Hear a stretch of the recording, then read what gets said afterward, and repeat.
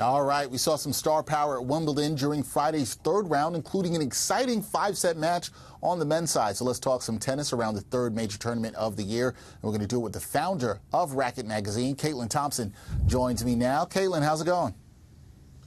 Hey, Dexter. Nice to be with you. Yeah, nice to be with you. Caitlin, so it was a really interesting Friday. We saw a 5-setter between Carlos Alcaraz and Frances Tiafoe, where it looked like the American Tiafoe would pull off the upset. However, Alcaraz prevailed in this one to advance. Were you more impressed with the fight that Tiafoe showed in what has been a challenging year for him, or the fact that Alcaraz improved to 12-1 in 5th sets? I mean, listen, any match that Carlos Alcaraz goes into right now, he's the favorite. He's now won Grand Slams on all 3 of the surfaces. He won the French Open just a few weeks ago. He won Wimbledon last year. And for those of you keeping score, he beat Tiafoe a couple of years ago en route to winning the U.S. Open. So the guy is absolutely on fire. What I loved today was Frances's fight. Frances Tiafoe has not had a good year or two. He's looked a little out of sorts. Sometimes he runs out of ideas about what to do. Sometimes his body language, which we know as the entertainer he is, as the shot maker he is, has looked a little deflated lately in the last year or so. And so for me, the fact that he pushed Carlitos, who is elite and probably at the top of the game right now, to 5 competitive sets, really won me over. It made me really happy for Frances. And going into the better part of Frances's season, which is the hard court that's about to come up, good signs all going in. So I was really happy with the match today, even though it didn't come out Frances's way. Yeah, it didn't come out his way, but I agree. You got to like the fight and think how that can set him up for the hard court season as we move towards the U.S. Open. Now, on the women's side, Coco Gauff cruised to a straight-set victory, and she ended the dream run of British qualifier Soné Kartal. What do you like about how Gauff is playing right now as she moves on to the 4th round?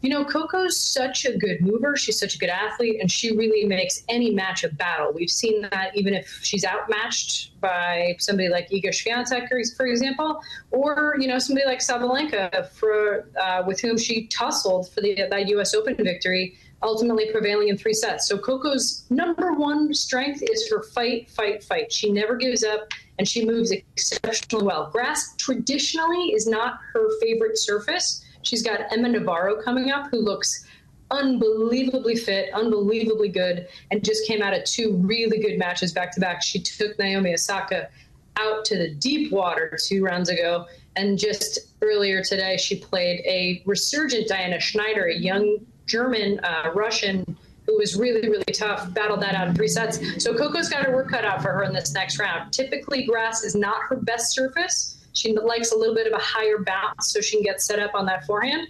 That said, the best thing about Coco Gauff is she's fighting until the bitter end, and we know that she's going to do that regardless of who she's playing. And we'll see how it goes against Emma Navarro next round, another American. Yeah, you bring it up, that next matchup for Gauff. You mentioned it, fellow American, 19-seeded Emma Navarro.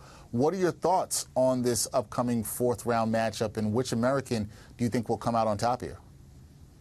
Well, it's interesting because usually Coco Gauff is playing her seniors, right? Like, she's playing people who've been on the tour and succeeding longer than she has. That's about to start changing, where Coco's maybe the more recognizable name. She's the favorite. She's certainly, with 1 slam next to her name, somebody who more people in the draw have familiarity with. Emma Navarro is kind of an up-and-comer. She's young. She's really had a good season so far, and she's gotten incredibly match fit. So I expect that to be a total barn burner. Don't sleep on Emma Navarro. She's quiet. She doesn't do a lot of flashy stuff on the court, but really her movement and again, her fight is going to be a really nice matchup with Coco. Sometimes when we watch a tournament overseas, especially in London, one of the things that made Coco's match today so entertaining is she won against a British qualifier. So the whole crowd was pretty much against Coco, as much as everybody likes Coco. So this will be a real even match because both of these Americans are not necessarily going to be the favorite of the Brits. They'll probably go for Coco, but again, I think she's got a tough match ahead of her.